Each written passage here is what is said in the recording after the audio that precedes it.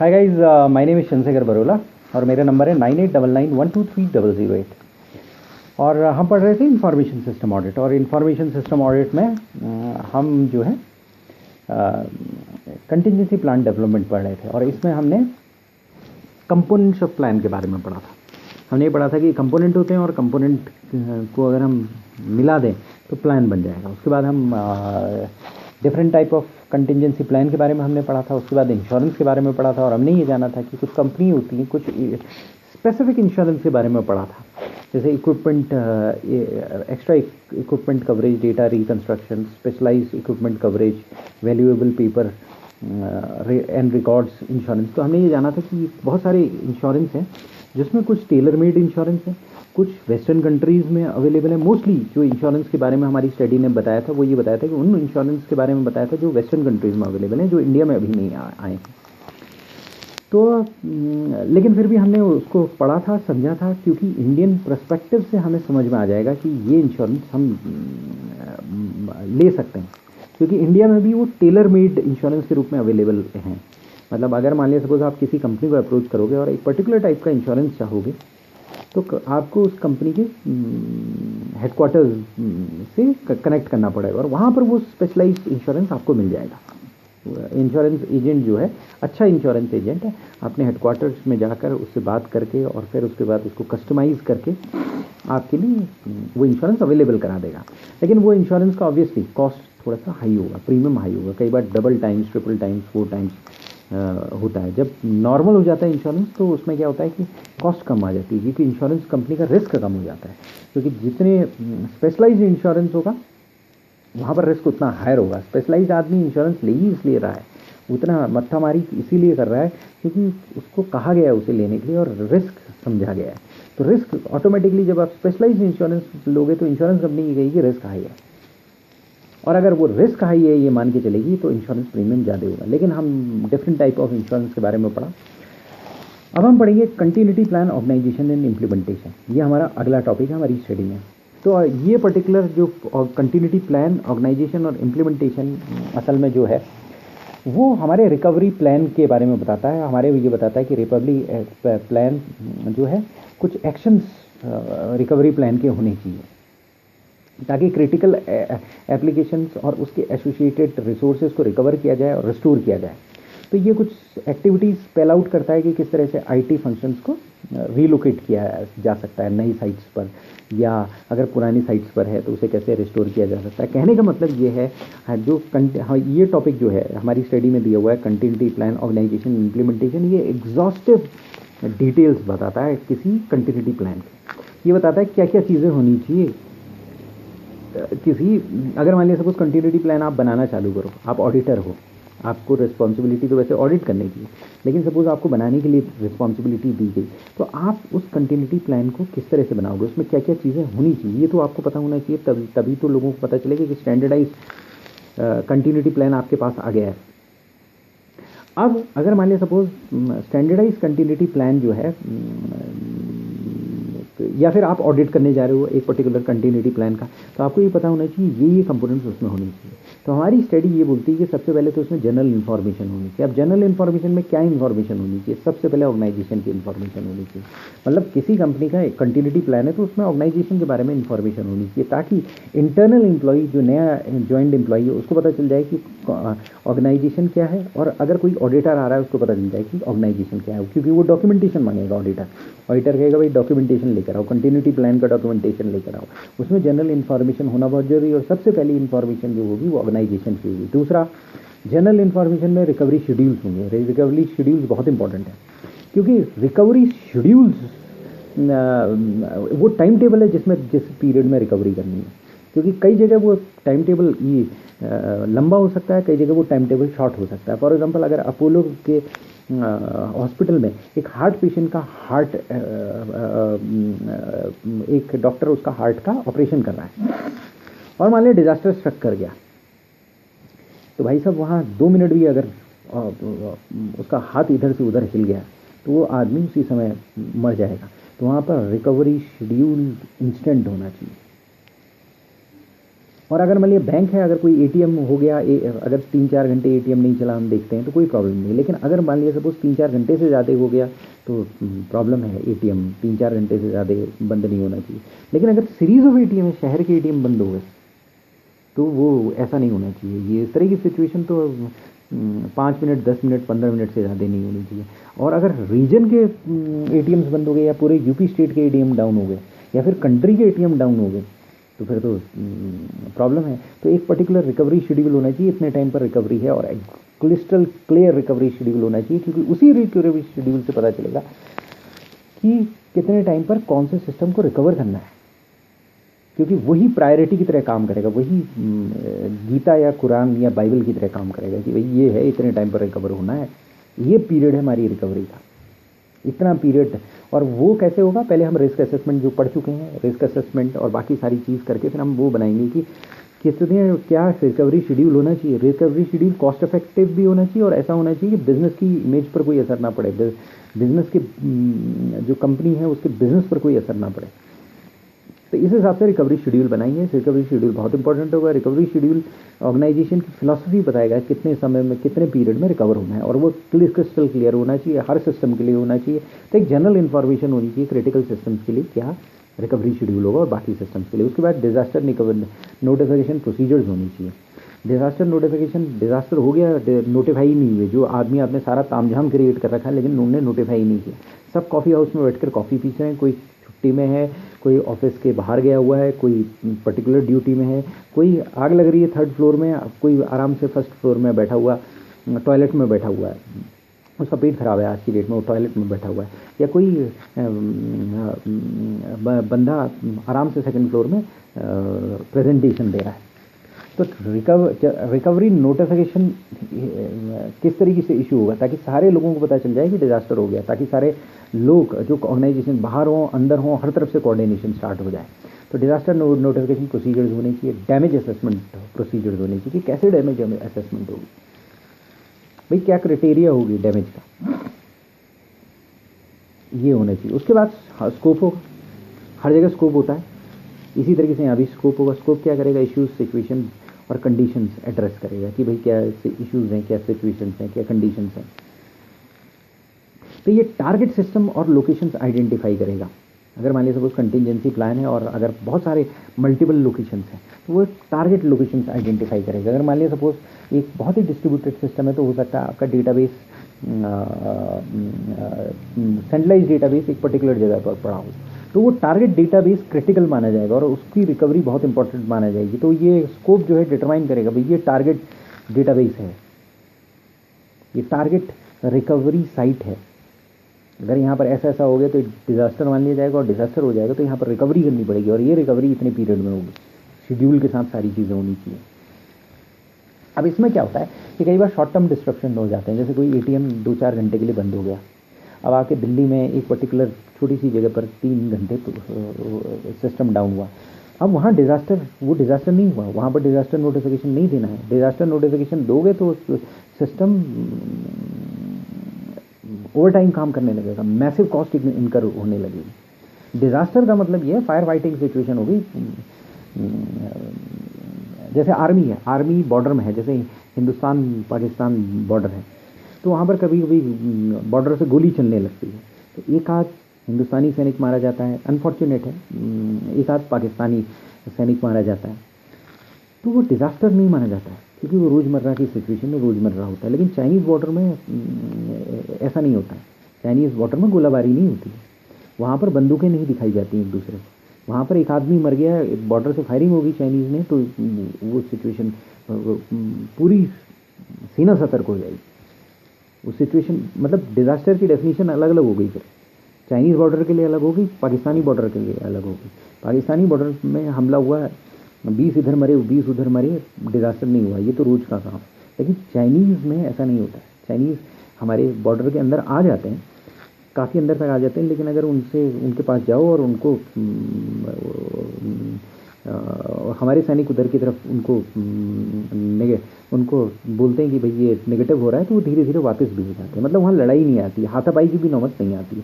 वो अंदर आ जाते हैं, इंडियन जो है खड़े हो जाते हैं, लेकिन एक दूसरे को ये एक दूसरे को गोली चला दें या एक दूसरे पर पत्थर फेंक दें या एक दूसरे को मौका मिलते मार डालें, चाइनीज़ बॉर्डर में इस तरीके का नहीं होता है। तो वहाँ पर डिज़ास्टर की डेफिनेशन अलग होगी, यहाँ पर डिज़ास्टर की डेफिनेशन अलग होगी। सिचुएशन के अनुसार अलग डिज़ास्टर होगा, लोकेशन के अनुसार अलग डिज़ास्टर होगा, टाइम के अनुसार डिज़ास्टर होगा। अगर मान लिया एटीएम 4 घंटे बंद रहा, एक पर्टिकुलर एटीएम, तो वो डिज़ास्टर नहीं हुआ। लेकिन कंट्री के सारे एटीएम 4 घंटे बंद हो गए तो फिर वो बिजनेस कंटिन्यूटी प्लान एक्टिवेट हो जाएगा। और बिजनेस कंटिन्यूटी प्लान एक्टिवेट कब करना है ये स्कोप डिफाइन करेगा। तो कौन सा कैटेस्ट्रॉफिक इवेंट है, कौन सा कैटेस्ट्रॉफिक इवेंट नहीं है। अगर मान लिया सपोज थोड़ी देर के लिए आप समझ लीजिए कि स्टेट बैंक के एटीएम से पूरी इंडिया में और एक एटीएम अंडमान निकोबार में है, और वहाँ पर अंडमान निकोबार में क्या होता है कि अचानक सुनामी आती है और उस एटीएम को बहा ले जाती है। अंडमान निकोबार के पास एक छोटे से आइलैंड में सुनामी आई और वो उस एटीएम को बहा लेगी, और साथ में वहाँ पर 5 आदमी रहते थे, वहाँ उसको भी बहा लेगी। एसबीआई तो अपना ब्रांच वहाँ खोल देता है, उस गाँव में खोल देता है जहाँ पर 2 घर होते हैं, एक घर एसबीआई का ब्रांच होता है। मालूम पड़ा, क्योंकि वहाँ 5 घर हैं तो एसबीआई ने अपना एटीएम भी वहाँ पर खोल दिया। अब क्या हुआ, वहाँ पर हम ये कह सकते हैं, टेक्निकली हम ये कह सकते हैं एसबीआई की आईटी फैसिलिटी लोकेटेड थी अंडमान निकोबार में। और वहाँ सुनामी आई, 5 घर बहा ले गई, 5 आदमी नदी में तैरते हुए पाए गए और उन्हें रेस्क्यू कर लिया गया। एटीएम लेकिन गायब हो गया। अब आप इसमें यहाँ पर बिजनेस कंटिन्यूटी प्लान या डिजास्टर रिकवरी प्लान एक्टिवेट करोगे तो फिर प्रॉब्लम क्रिएट हो जाएगी। लेकिन वहीं पर ये है कि अगर मान लिया सपोज बॉम्बे के तट पर एक एसबीआई का सेंट्रलाइज डेटाबेस है, सुनामी आई और उसको बहा दिया, डिजास्टर हो जाएगा। फुजिकामा जो जापान का न्यूक्लियर पावर प्लांट है, वहाँ पर सुनामी आई और उसकी लाइंस, सारी की सारी इलेक्ट्रिसिटी लाइंस को ख़त्म कर दिया, डिज़ास्टर क्रिएट हो गया। तो डिज़ास्टर की डेफिनेशन अलग अलग सिचुएशन, अलग अलग परिस्थिति, अलग अलग ज्योग्राफिकल लोकेशन, अलग अलग यूनिट्स के लिए अलग अलग हो सकती है। मतलब कब डिज़ास्टर को, डीआरपी आपका डिज़ास्टर रिकवरी प्लान है या बिजनेस कंटिन्यूटी प्लान है, कब उसे एक्टिवेट करना है, वो अलग अलग सिचुएशन के लिए अलग अलग एक्टिवेशन मैकेनिज्म हो सकते हैं। कई बार किसी फैसिलिटी के लिए डिज़ास्टर माना ही नहीं जाएगा, पूरी फैसिलिटी उड़ जाए तब भी उसको डिज़ास्टर के कैटेगराइज नहीं किया जाएगा। तो ये स्कोप में आ गया। इसके बाद होते हैं एडमिनिस्ट्रेटिव प्रोसीजर्स। कंपनी है, एडमिनिस्ट्रेटिव प्रोसीजर्स, सारे के सारे एडमिनिस्ट्रेटिव प्रोसीजर्स जो डिज़ास्टर के रिलेटेड है वो इसमें आ जाएंगे। कॉर्पोरेट, सबसे पहले है कॉर्पोरेट कम्युनिकेशन। सपोज डिज़ास्टर हो गया, डिज़ास्टर हुआ तो आपका जेनपैक्ट जैसी कंपनी है, अगर मान लिया सपोज गुड़गांव में फ्लड आ गया, और या एचसीएल जैसी कंपनी, गुड़गांव में फ्लड आ गया, फ्लड होकर एक बिल्डिंग बह गई। अब प्रेस आएगी, बिल्डिंग में पानी भर गया, कम्युनिकेशन नहीं हुआ, प्रेस आएगी, प्रेस से कौन बात करेगा? तो कॉर्पोरेट कम्युनिकेशन वो होनी चाहिए आपके डीआरपी प्लान में, जो कि हम पहले पढ़ चुके हैं। रोल ऑफ इंटरनल ऑडिटर क्या होगा, ये होनी चाहिए। पर्सनल लीगल रिसोर्सेज किस तरीके से काम करेंगे, क्या उनका रोल होगा, उसके बारे में होना चाहिए। फैसिलिटीज़ मैनेजमेंट किस तरह से काम करेंगे। कई बार क्या होता है, बारिश आती है, इतनी बारिश आती है कि जो आपकी बिल्डिंग है, बिल्डिंग में क्या पानी भर जाता है, तो आपको बिल्डिंग इस तरह से बनानी है कि उसमें पानी ना भरे। लेकिन कई बार बिल्डिंग ऐसी बन जाती है कि उसमें पानी भरना शुरू हो जाता है, तो आपको वहाँ पर पंप लगाने पड़ते हैं ताकि फ्लडिंग ना हो, पानी बाहर निकले। ये दिल्ली गुड़गांव में बिल्डिंग्स में काफ़ी होता है जब वहाँ पर बारिश ज़्यादा हो जाती है। बॉम्बे में कई बार हो चुका है जहाँ पर बारिश बहुत ज़्यादा होगी। तो फैसिलिटी मैनेजमेंट क्या करेगा, ये चीज़ें दिखेगा। पर्टिकुलरली अगर बीपीओ है तो ये देखा जाता है, कई बार फ्लडिंग हो जाती है तो वहाँ पर कैब्स की फैसिलिटी होती है। कैब्स जो हैं वो लड़के लड़कियों को रात की शिफ्ट के लिए लेकर आ रहे होते हैं, तो अगर शिफ्ट लेकर आ रहे हैं तो वो लेकर नहीं आ पाएंगे। कई बार क्या होता है, दंगे हो जाते हैं तो कैब्स कहाँ से आएंगी। तो ये सारा काम फैसिलिटी मैनेजमेंट का होता है। उसके बाद अगर डिज़ास्टर हो गया तो हमने बोला था कि इंश्योरेंस लास्ट रिजोर्ट है, लेकिन इंश्योरेंस लास्ट रिजोर्ट तब है जब आप इंश्योरेंस कंपनी को बताओगे भाई ये डिज़ास्टर हुआ, ऐसा हुआ, ये चीज़ हुआ, सारा प्रोसीजर्स होगा। तो ये कौन इंश्योरेंस कंपनी को बनाएगा, ये एडमिनिस्ट्रेटिव प्रोसीजर्स हैं। इसके बाद ऑपरेशनल कंटिन्यूटी प्रोसीजर्स हैं। ऑपरेशनल कंटिन्यूटी प्रोसीजर्स का मतलब ऑपरेशंस को कंटिन्यू करने के प्रोसीजर्स स्पेसिफिक जो डिपार्टमेंट और डिविजन्स के लिए, ऐसे डिपार्टमेंट और डिविजन्स जो ऑपरेशनल कर रहे हैं, मतलब रोज़मर्रा का काम कर रहे हैं, मतलब ऑपरेटिंग, आपका एक आपने गेस्ट हाउस ले रखा है, आपकी कंपनी का गेस्ट हाउस है किसी एक पर्टिकुलर जगह पर, वहाँ पर लोग जाते हैं, ट्रेनिंग लेते हैं, वो ऑपरेशनल काम नहीं कर रहा है, तो वहाँ वो ऑपरेशनल कंटिन्यूटी प्रोसीजर्स में नहीं आएगा। लेकिन अगर आपका डेटा सेंटर है, अगर आपकी कंपनी का कॉर्पोरेट ऑफिस है, तो वो ऑपरेशनल कंटिन्यूटी प्रोसीजर्स में आ जाएगा। तो प्रोसीजर्स जो है specific department, divisions, geographical locations के लिए जो होते हैं। डिपार्टमेंट का मतलब ये फाइनेंस डिपार्टमेंट, मालूम पड़ा एक आपके पास एक डिपार्टमेंट आपने रखा है, सपोज लोगों को इंटरटेन करने के लिए डिपार्टमेंट रखा हुआ है, सपोज होटल्स वगैरह हैं उसमें रखा हुआ है। तो अगर डिज़ास्टर वगैरह हो जाएगा तो उसमें अगर बंदे सपोज कम होते हैं तो उसमें बहुत ज़्यादा फ़र्क नहीं पड़ता है। तो आपको डिपेंड करना पड़ेगा, डिटरमाइन करना पड़ेगा कि स्पेसिफिक प्रोसीजर्स कौन से हैं जो पर्टिकुलर डिपार्टमेंट्स डिवीजन के लिए हैं, जो ऑपरेशनल है, ऑपरेशनल कंटिन्यूटी प्रोसीजर्स में वो आएंगे। उसके बाद है इंफॉर्मेशन सिस्टम रिकवरी प्रोसीजर और application resumption plan. Information system recovery procedure का मतलब ये है इंफॉर्मेशन सिस्टम की रिकवरी प्रोसीजर्स क्या होंगे। इंफॉर्मेशन सिस्टम में क्या क्या चीज़ आता है, hardware system, software, utilities, telecommunication और नेटवर्क, वॉइस और स्पीच सर्किट्स आ जाते हैं। तो इसमें क्या है, सिस्टम सॉफ्टवेयर आया, जो बाकी सॉफ्टवेयर हैं वो एप्लीकेशन, बाकी एप्लीकेशन हैं वो एप्लीकेशन रिजम्पशन प्लान में आ जाएंगे। तो आपने एक रिकवरी शेड्यूल बनाई, किसकी रिकवरी शेड्यूल बनाई, कि हार्डवेयर की रिकवरी शेड्यूल। अगर हार्डवेयर डाउन हो गया तो कितने टाइम में रिकवर करना है, सॉफ्टवेयर सिस्टम सॉफ्टवेयर डाउन हो गया तो कितने टाइम में करना है। यही एप्लीकेशन सॉफ्टवेयर है तो एप्लीकेशन रिजम्पशन प्लान में चले जाएगा। यूटिलिटीज़ अगर डाउन हुई तो उसको किस तरीके से अब तक उसको किस तरह से ठीक किया जाएगा। टेलीकम्युनिकेशन, नेटवर्क और वॉइस कम्युनिकेशन पर्टिकुलरली बीपीयूज़ के लिए, स्पीच सर्किट्स पर्टिकुलरली बीपीयूज़ के लिए बहुत इंपॉर्टेंट है। इसके बाद है एप्लीकेशन रिजम्पशन प्लान, यानी एप्लीकेशन का रिजम्पशन प्लान, यानी कि आपको हर एप्लीकेशन के लिए एक सिस्टम सॉफ्टवेयर में या सिस्टम सॉफ्टवेयर में कई एप्लीकेशन चल सकते हैं। तो आप सिस्टम सॉफ्टवेयर का जो रिजम्पशन करेंगे वो इंफॉर्मेशन सिस्टम रिकवरी प्रोसीजर में कर लेंगे। लेकिन एप्लीकेशन रिजम्पशन प्लान जो होगा हर एप्लीकेशन के लिए स्पेसिफिक रिजम्पशन प्लान होगा। आपके कंपनी में अलग टाइप के एप्लीकेशन हो सकते हैं, ERP हो सकती है, आपके ये हो सकते हैं, क्या कहते हैं, पेरोल प्रोसेसर हो सकते हैं, पेरोल प्रोसेसिंग सॉफ्टवेयर हो सकते हैं और बाकी सॉफ्टवेयर हो सकते हैं। तो एप्लीकेशन रिजम्पशन प्लान में आएंगे। इसके बाद record of changes. Contingency plan एक लिविंग डॉक्यूमेंट होना चाहिए। तो ये लिविंग डॉक्यूमेंट वो चेंजेस बताएगा जो कि ऑपरेशनल और ऑर्गेनाइजेशनल चेंजेस जो हैं,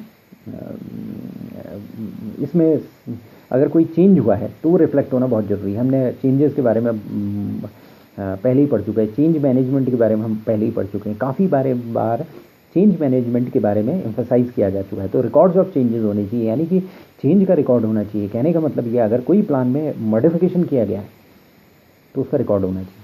यानी रिकॉर्ड ऑफ चेंजेस का मतलब क्या हुआ, जो चेंजेस आपने किए उसका रिकॉर्ड होना चाहिए। तो यानी कि प्लान चेंज होगा, ऑब्वियसली चेंज होगा। IT कंटिंजेंसी प्लान तो बड़ी जल्दी चेंज होता है। क्यों होता है, क्योंकि मूर्स लॉ की वजह से। मूर्स लॉ हम पहले भी बात कर चुके हैं। कंप्यूटर की कैपेबिलिटी हर 2 साल में डबल हो जाती है, बल्कि 4 टाइम्स हो जाती है। कैपेबिलिटी डबल हो जाती है, कॉस्ट आधी हो जाती है। मतलब आज जो आप i5 ले रहे हो, 2 साल बाद i7 आ जाता है, उसमें 1 स्क्वायर इंच में आपके डबल नंबर ऑफ आपके ट्रांजिस्टर्स होते हैं और उसकी कॉस्ट पहले से आधी होती है। यही वजह है आपके मोबाइल्स में इतना डेवलपमेंट हो रहा है और बाकी चीज़ों में इतना तेज चेंजेस आ रहे हैं। तो रिकॉर्ड ऑफ चेंज होना बहुत ज़रूरी है, क्योंकि चेंज होगा ही होगा, मैसिव चेंज हो तो होगा ही होगा। IT सिस्टम से तो उसमें मैसिव चेंज होगा। उसके बाद लाइन ऑफ सक्सेशन होनी चाहिए। फिर राजा मरता है, अपने लिए नीचे राजकुमार छोड़ जाता है, राजकुमार राजा बन जाता है। इसी तरीके से 9/11 हमला हुआ अमेरिका में, तो वहाँ पर ये हो गया कि चेन ऑफ कमांड खत्म हो गई, तो क्या हो जाएगा। तो वहाँ पर ये बना दिया गया कि प्रेसिडेंट मर गया तो वाइस प्रेसिडेंट ओवरटेक कर लेगा, वाइस प्रेसिडेंट मर गया तो आपका स्पीकर ओवरटेक कर लेगा। लेकिन उसके बाद कौन, उसके बाद तो कन्फ्यूजन हो जाएगा कि कौन ओवरटेक करे। हर कोई कह रहा होगा मैं, मेरे अनुसार काम है। तो वहाँ चेन ऑफ कमांड यानी line of succession clearly created होनी चाहिए कि अगर प्रेसिडेंट मरा तो अमेरिका प्रेसिडेंट मरा तो वाइस प्रेसिडेंट ओवरटेक कर लेगा, अमेरिका का वाइस प्रेसिडेंट मरा तो स्पीकर ओवरटेक कर लेगा, अगर स्पीकर मर गया तो फलां ओवरटेक करेगा, अगर वो मर गया तो फिर फलां ओवरटेक करेगा। ऐसे 10-20 लोग चेन ऑफ कमांड में होनी चाहिए। तो अगर मान लिया सपोज क्या है कि अगर डिज़ास्टर स्ट्रक कर गया, कंपनी के टर्म्स में देखें, अगर डिज़ास्टर किसी कंपनी में स्ट्रक कर गया तो क्या है कि कोई आदमी तो बाहर गोलगप्पे खा रहा है, कोई प्रेजेंटेशन दे रहा है, आग 3rd फ्लोर में लगी है, कोई आदमी मालूम पड़ा 2nd फ्लोर में 1st फ्लोर में बैठा आराम से चाय पी रहा है, कोई प्रेजेंटेशन दे रहा है, कोई अपने कलीग्स के साथ बैठा हुआ है। तो अलग अलग चीज़ें हो रही हैं, मतलब अलग अलग चीज़ें हो रही हैं, अलग अलग बंदे अलग अलग जगह पर बैठे हैं, कोई बाहर गया है, कोई बंदा छुट्टी पर है, कोई बंदा बीमारी पर है। तो ऑर्डर ऑफ सक्सेशन बहुत इंपॉर्टेंट है।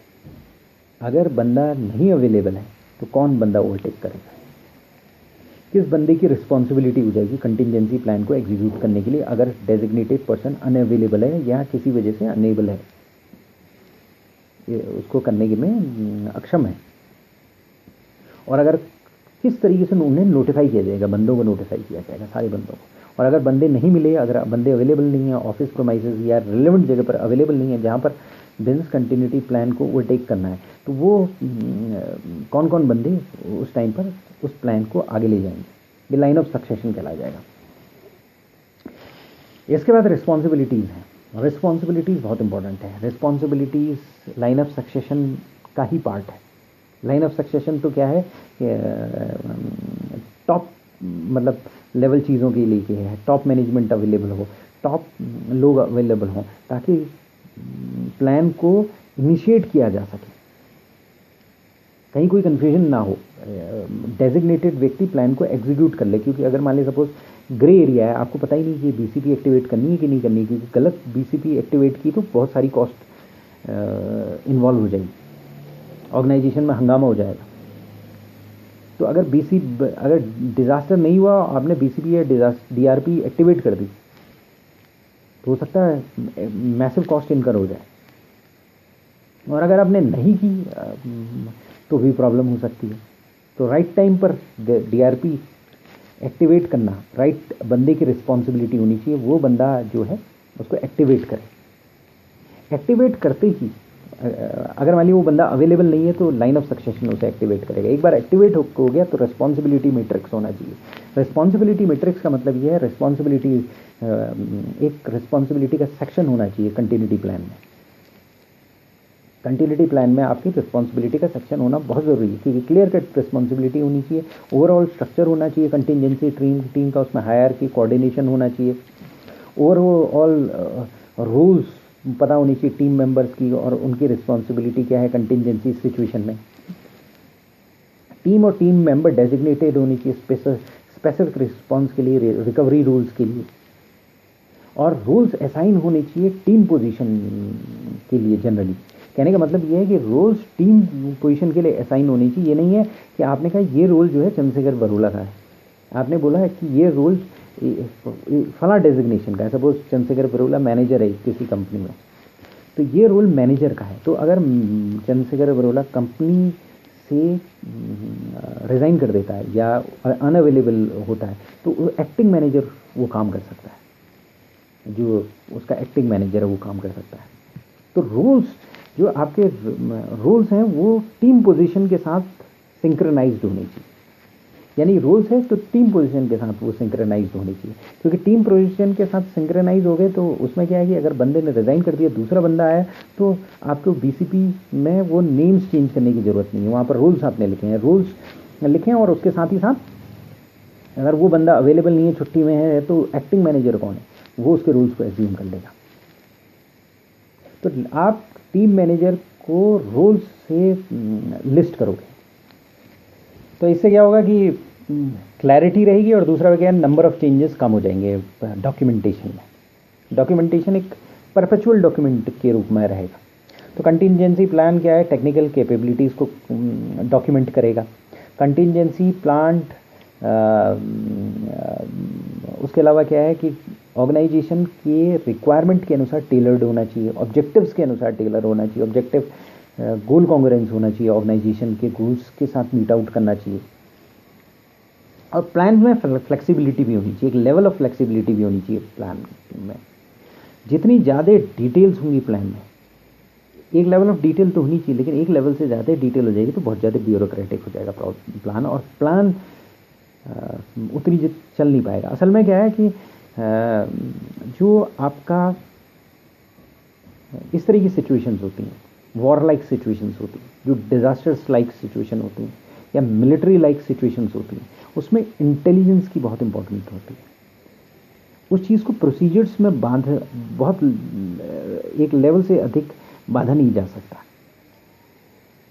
वहां पर क्रिएटिव थॉट्स की भी कई बार बहुत जगह जरूरत होती है, क्योंकि डिजास्टर का मतलब ही यह है कि ऐसी सिचुएशन में आ जाना जहां जिसको हैंडल करना मुश्किल हो गया, वो डिजास्टर हो गया। और वहां पर ह्यूमन इंटेलिजेंस की बहुत ज़रूरत होती है, एट द स्पॉट क्रिएटिविटी की बहुत ज़रूरत होती है, एट द स्पॉट डिसीजंस की बहुत ज़रूरत होती है। तो प्लान बिल्कुल ब्यूरोक्रेटिक नहीं होना चाहिए, पूरी तरह से ब्यूरोक्रेटिक आपने बना दिया, लेकिन मिनिमम प्रोसीजर्स होनी चाहिए जिससे कि जो रिलेवेंट बंदे हैं, इंटेलिजेंट बंदे, वो धंधे में लग जाएं, वो काम में लग जाएं कि भाई अब हमें एक प्लान, एक फोर्स मोबिलाइज हो जाए, लोग काम करने लग जाएं। वो 100% वो बहुत ज़्यादा ब्यूरोक्रेटिक नहीं होना चाहिए। ये रीज़न है कि आर्टिफिशियल इंटेलिजेंस की कोशिश की जा रही है, क्योंकि आर्टिफिशियल इंटेलिजेंस वार लाइक सिचुएशन में काम करती है, artificial intelligence disaster like situation को हैंडल करती है, और वो बेटर हैंडल कर सकती है, और उसमें ह्यूमन लॉस भी नहीं होगा, ह्यूमन लाइफ का लॉस भी नहीं होगा। आर्टिफिशियल इंटेलिजेंस उसको बेटर वे में हैंडल कर लेगी। तो एक बार फिर हल्के से रिवाइज कर लेते हैं कि कंटिन्यूटी प्लान में क्या होना चाहिए। कंटिन्यूटी प्लान में सबसे पहले जो है कंटिन्यूटी या रिकवरी प्लान जो भी है, उसमें कुछ एक्टिविटीज़ होनी चाहिए। सबसे पहले जैसे जनरल इन्फॉर्मेशन होनी चाहिए, ऑर्गेनाइजेशन के बारे में डिटेल होनी चाहिए, रिकवरी शेड्यूल होना चाहिए, recovery schedule precise clear cut recovery schedule होना चाहिए कि किस टाइम पर किस एप्लीकेशन को, किस साइट को कितने पीरियड में अप एंड वर्किंग होना चाहिए, कितने पीरियड से ज़्यादा डाउन टाइम नहीं होना चाहिए। ये सारी चीज़ उसमें प्रिसाइज होनी चाहिए। रिकवरी शेड्यूल होना चाहिए, डिजास्टर नोटिफिकेशन प्रोसीजर्स होना चाहिए। क्यों होना चाहिए? क्योंकि डिजास्टर का नोटिफिकेशन होना बहुत ज़रूरी है, बंदों को धंधे में लगाना बहुत ज़रूरी है कि अगर डिजास्टर हो गया भैया, जो बंदे हैं, जो इंपॉर्टेंट बंदे हैं, उनको पता लगना जरूरी है, और उनको डिजास्टर तभी रिकवर हो पाएगा क्योंकि डिजास्टर में ह्यूमन इंटेलिजेंस की ज़रूरत होती है। उसके बाद डैमेज असेसमेंट प्रोसीजर्स होनी चाहिए। उसके अलावा स्कोप होना चाहिए, स्कोप में क्लियरली डिफाइन होना चाहिए कि डिज़ास्टर का मतलब क्या। अगर कोई ज्योग्राफिकली साइट्स होनी चाहिए कि कौन सी ज्योग्राफिकली साइट सेंसिटिव है, क्रिटिकल है, अगर वहाँ पर कुछ हो गया तो डिज़ास्टर हो जाएगा। अगर मान लीजिए सपोज कोई डिस्ट्रप्शन हो गया, 3-4 घंटे के लिए डिस्ट्रप्शन हो गया, तो वो डिज़ास्टर है कि नहीं है। कोई फैसिलिटी 1 घंटे के लिए डाउन हो गई तो क्या वो डिज़ास्टर है कि नहीं है। कोई फैसिलिटी 15 मिनट के लिए डाउन हो गई तो डिज़ास्टर है कि नहीं है। अगर कहीं पर लाइट 1 सेकंड के लिए चलेगी तो वो डिज़ास्टर है कि नहीं है। बैकअप, अगर वहाँ पर पावर अवेलेबिलिटी, बैकअप सिस्टम्स वगैरह अगर एक्टिवेट नहीं हुए तो वो डिज़ास्टर है कि नहीं है। क्योंकि न्यूक्लियर पावर प्लांट में अगर इलेक्ट्रिसिटी 24/7 नहीं अवेलेबल है तो वो डिज़ास्टर है। वहाँ पर इलेक्ट्रिसिटी 24/7 अवेलेबल होनी चाहिए। अगर वहाँ रिडंडेंट लाइन्स होती हैं, 3-3, 4-4 लाइन्स होती हैं, इंडिपेंडेंट लाइन्स होती हैं, और उसके अलावा आपका जेनसेट्स होते हैं। तो अगर मान लिया लाइट चलेगी तो जेनसेट्स काम करने चाहिए। अगर एक जेनसेट फेल हो गया तो दूसरा करना चाहिए, दूसरा फेल हो गया तो तीसरा करना चाहिए। वहाँ 1 सेकंड के लिए लाइट नहीं जानी चाहिए। तो डिज़ास्टर मतलब क्या, ये स्कोप डिफाइन करेगा। इसके बाद एडमिनिस्ट्रेटिव प्रोसीजर्स हैं। एडमिनिस्ट्रेटिव प्रोसीजर्स में क्या है कि कॉर्पोरेट कम्युनिकेशन किस तरह होगा, इंटरनल ऑडिटर का रोल क्या होगा, पर्सनल और लीगल रिसोर्सेज का क्या रोल होगा, फैसिलिटी मैनेजमेंट का क्या रोल होगा, एडमिन वाले बंदों का क्या रोल होगा, एडमिन वाले बंदे किस तरीके से काम करेंगे। अगर मान लीजिए सपोज कोई डिज़ास्टर स्ट्रक कर गया तो वो किस तरीके से काम करना स्टार्ट कर देंगे। इंश्योरेंस इन्फॉर्मेशन कैसे इंश्योरेंस वाले बंदों को दी जाएगी कि भाई ये फैसिलिटी में डिज़ास्टर हो गया, अब हमें पैसा दो इसका, क्योंकि इंश्योरेंस क्लेम भी तो लेना है, पैसा भी तो लेना है हमारा, हमने इंश्योरेंस कर रखा अपनी फैसिलिटी का। उसके बाद ऑपरेशनल कंटिन्यूटी प्रोसीजर्स होनी चाहिए, यानी कि ऑपरेशनल एरिया जो कि सेंसिटिव होते हैं, जो कि इंपॉर्टेंट होते हैं, जिनकी जो कंटिन्यूटी में रहने चाहिए, उसके लिए ऑपरेशनल कंटिन्यूटी प्रोसीजर्स होने चाहिए, और वो स्पेसिफिक डिपार्टमेंट्स का हो सकता है, स्पेसिफिक डिविजन्स का हो सकता है, या जोग्राफिकल लोकेशंस के अनुसार हो सकता है। इसके बाद इंफॉर्मेशन सिस्टम रिकवरी प्रोसीजर्स होनी चाहिए, एप्लीकेशन रिजम्पशन प्लान होनी चाहिए, यानी इंफॉर्मेशन सिस्टम रिकवरी प्रोसीजर्स में इंफॉर्मेशन सिस्टम की रिकवरी प्रोसीजर्स होनी चाहिए। बेसिकली वहाँ पर इंफॉर्मेशन सिस्टम की रिकवरी शेड्यूल होनी चाहिए, इतने टाइम में रिकवर कर दिया जाएगा, ये सिस्टम से इतने टाइम में रिकवर कर दिए जाएंगे। डीआरबी में कुछ हो ना हो, लेकिन ये इंपॉर्टेंट चीज़ बहुत इंपॉर्टेंट है, रिकवरी शेड्यूल। मतलब प्रोसीजर्स में फ्लेक्सिबिलिटी होनी जरूरी है, प्रोसीजर्स आप बता सकते हो, नोटिस एक इंपॉर्टेंट चीज़ रिकवरी शेड्यूल है, और दूसरी इंपॉर्टेंट चीज़ जो है नोटिफिकेशन है।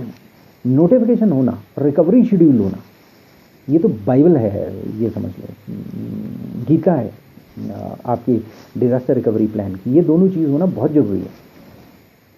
उसके बाद चेंजेस के रिकॉर्ड होने चाहिए कि अगर कोई चेंज हुआ तो उसका रिकॉर्ड होना बहुत जरूरी है। लाइन ऑफ सक्सेशन होनी चाहिए। भाई अगर भारतीय संसद में हमला हो गया और हमारे नेता मर गए तो फिर कौन, डेमोक्रेसी को का प्राइम मिनिस्टर मर गया अचानक, तो उसको उसकी जगह कौन काम करेगा, उसकी जगह कौन रूल एज्यूम करेगा। इंदिरा गांधी की अचानक मृत्यु हो गई, उस समय ये हुआ कि कौन इसको सक्सीड करेगा। इंडिया का डेमोक्रेटिक सिस्टम है, वो टेक केयर कर लेता है, वहाँ पर उप प्रधानमंत्री का कोई रोल नहीं है, बहुत ज़्यादा नहीं है, लेकिन बनना चाहिए। वहाँ हमारी इंडियन सिचुएशन में हमारी संसद में हमला हुआ है, लेकिन हमारा लाइन ऑफ सक्सेशन आज तक नहीं बना कि भाई अगर प्राइम मिनिस्टर अचानक इनकैपेसिटेट हो गया तो फिर क्या लाइन ऑफ सक्सेशन होगी। अमेरिका में बन गया, 9/11 हो गया, वहाँ पर उन्होंने फटाफट अपना लाइन ऑफ सक्सेशन बना दिया। उसके बाद रिस्पॉन्सिबिलिटी, लाइन ऑफ सक्सेशन तो क्या है, डिज़ास्टर को नोटिफाई करेगा, कंपनी को बताएगा कि भाई मैं हेल्प करेगा, मतलब वो इनिशिएट करेगा, क्योंकि डिज़ास्टर को कहना कि डिज़ास्टर स्टार्ट, वो एक इम्पॉर्टेंट चीज़ है। एक छोटा सा एग्जांपल ले लेते हैं, एक एग्जांपल है इमरजेंसी लगाना। कंट्री में इमरजेंसी, जैसे हमारी एक कंट्री है, वहाँ पर कोई हमला हो गया, तो हमला होकर इमरजेंसी किस मोमेंट से लगाई जाएगी, वो इमरजेंसी लगाने का अधिकार, एक बार इमरजेंसी लग गई तो बाकी सारे सिस्टम काम करेगा। अगर चाइना ने हमला कर दिया, एक इमरजेंसी लग गई सपोज, तो फिर तो सारा सिस्टम काम करेगा, लेकिन इमरजेंसी लगाने का रिस्पॉन्सिबिलिटी कौन लेगा, किसकी अथॉरिटी है, ये लाइन ऑफ सक्सेशन डिटरमाइन करेगा। एबनॉर्मल सिचुएशन में लाइन ऑफ सक्सेशन क्लियर होना बहुत जरूरी है। एबनॉर्मल सिचुएशन में नोटिफिकेशन प्रोसीजर्स होना बहुत जरूरी है। नोटिफिकेशन प्रोसीजर्स से पहले लाइन ऑफ सक्सेशन होना चाहिए, क्योंकि लाइन ऑफ सक्सेशन में भी बंदे की कौन बंदा रिस्पॉन्सिबल है। अगर प्रेसिडेंट ऑफ अमेरिका मर गया, वाइस प्रेसिडेंट मर गया, स्पीकर अमेरिका का मर गया, तो फिर कौन बंदा रिस्पॉन्सिबल है कंट्री को उस डिजास्टर से आगे ले जाने के लिए, कौन है पावर में, कौन है कमांड में, कौन उस समय डिसीजन लेगा। और एक बार वो आदमी हमने डिटरमाइन कर लिया, लाइन ऑफ सक्सेशन कर ली, तो फिर नोटिफिकेशन प्रोसीजर्स होनी चाहिए, किन किन बंदों को नोटिफाई किया जाएगा। और एक बार हमने नोटिफिकेशन प्रोसीजर्स दे दिए तो रिकवरी शेड्यूल होगी कि किन किन किस किस टाइम पर रिकवरी की जाएगी, और ये 3 चीज़ होगी तो बाकी चीज़ प्रोसीजर आ जाए। थोड़े बहुत प्रोसीजर्स डाल दो और फिर बंदे धंधे में लग जाते हैं, और फिर अपने आप काम होता है।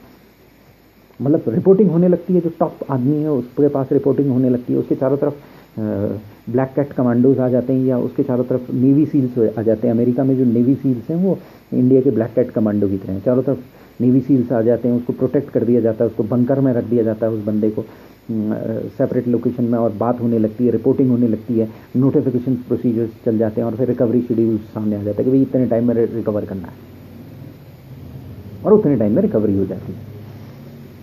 तो ये लाइन ऑफ सक्सेशन बहुत इंपॉर्टेंट है। उसके बाद रिस्पॉन्सिबिलिटी इंपॉर्टेंट है कि भाई किस किस आदमी की क्या रिस्पॉन्सिबिलिटी होगी। आर्मी है तो उसकी क्या रिस्पॉन्सिबिलिटी होगी, पुलिस की है उसकी रिस्पॉन्सिबिलिटी क्या होगी, मेडिक्स हैं, मेडिकल टीम्स हैं, स्पेसिफिक मेडिकल टीम्स हैं, उनकी क्या रिस्पॉन्सिबिलिटी होगी।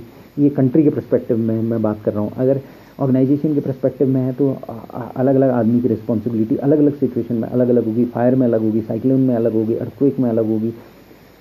अगर मान लिया सपोज अगर इनमें से कोई नेचुरल डिजास्टर नहीं आया, अगर मान लिया सपोज आपका डेटाबेस क्रैश कर गया, सेंट्रलाइज डेटाबेस क्रैश कर गया, तो क्या रिस्पॉन्सिबिलिटी होगी, किस किस की क्या रिस्पॉन्सिबिलिटी होगी।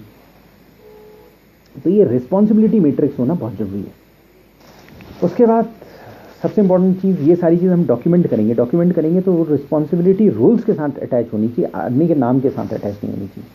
ऑर्गेनाइजेशन में नाम इंपॉर्टेंट नहीं होना चाहिए। अगर ऑर्गेनाइजेशन में नाम इंपॉर्टेंट है, वो ऑर्गेनाइजेशन इंस्टीट्यूशनलाइज्ड नहीं है। इंस्टीट्यूशनलाइज्ड ऑर्गेनाइजेशन बहुत हल्के हल्के काम करते हैं, लेकिन वो एक स्टेबिलिटी देते हैं ऑर्गेनाइजेशन को, और ऑर्गेनाइजेशन को काफ़ी हेल्पफुल रहते हैं। जैसे फॉर एग्जांपल एक डेमोक्रेटिक कंट्री में इंस्टीट्यूशंस इंपॉर्टेंट होते हैं, उसकी जुडिशरी इंपॉर्टेंट होती है, उसकी आपकी इलेक्शन कमीशंस इंपॉर्टेंट होते हैं। वहाँ पर ये इंपॉर्टेंट नहीं होता है कि जुडिशरी में कौन व्यक्ति है। जुडिशरी इंस्टीट्यूशनलाइज्ड है, वहाँ पर चीफ जस्टिस का अपना एक रोल है। इसी तरह इलेक्शन कमिश्नर का एक रोल है। तो इलेक्शन कमीशन एक पोजीशन इंस्टीट्यूशनलाइज कर दिया। तो कहने का मतलब ये है कि कंटिजेंसी प्लान्स में या कंटिन्यूटी प्लान्स में, कंटिजेंसी प्लान या कंटिन्यूटी प्लान जो भी कहो, उसमें आपके जो बंदे को आप रिस्पॉन्सिबिलिटी उसके रोल्स के अनुसार देखोगे कि आप ये मैनेजर है, तो वो मैनेजर कोई भी हो वो उस रोल्स को एज्यूम कर देगा। अगर वो मैनेजर नहीं है तो एक्टिंग मैनेजर उसके रोल्स को एज्यूम कर लेगा। तो एक सर्टेनिटी रहेगी, कंटिन्यूटी रहेगी, ऑर्गेनाइजेशन को पता रहेगा। ऑर्गेनाइजेशन को ये नहीं कि ये काम चंद्रशेखर बरोला को दिया गया, उन्होंने कहा ये इनको नहीं दिया हुआ चंद्रशेखर बरोला, इसकी पोजीशन से अटैच्ड है ये आदमी। तो वो व्यक्ति उतना इंपॉर्टेंट नहीं है, उसकी पोजीशन उतनी इंपॉर्टेंट है, उसको अपनी पोजीशन को ऊपर करना है। और अगर मान लिया सपोज उन कंपनीज में जहाँ जॉब रोटेशन होता है, जॉब बड़ी तेज़ी से घूमता है, तो वहाँ पर आपने फिक्स कर दिया कि इस जॉब रोटेशन में इस डेजिग्नेशन वाले बंदे की ये रिस्पॉन्सिबिलिटी है, तो प्रिसाइज रिस्पॉन्सिबिलिटी फिक्स कर दी। तो यानी कि मतलब ये है, सबसे पहले चेन ऑफ कमांड बहुत इंपॉर्टेंट है। पहले तो ऑर्गेनाइजेशन की डिटेल बहुत इंपॉर्टेंट है, फिर चेन ऑफ कमांड इंपॉर्टेंट है। चेन ऑफ कमांड एक्टिवेट करेगी नोटिफिकेशन, बहुत इंपॉर्टेंट। नोटिफिकेशन के बाद आपके शेड्यूल्स बहुत इंपॉर्टेंट, टाइम शेड्यूल के बाद क्या इंपॉर्टेंट है, वो रूल्स इंपॉर्टेंट है, रिस्पॉन्सिबिलिटीज इंपॉर्टेंट है। तो बेसिकली ये एग्जॉस्टिव लिस्ट थी कि एक डिजास्टर रिकवरी प्लानिंग में क्या चीज़ें होनी चाहिए, और इसी के अनुसार आप डिजास्टर रिकवरी प्लानिंग प्लान करें। थैंक्स।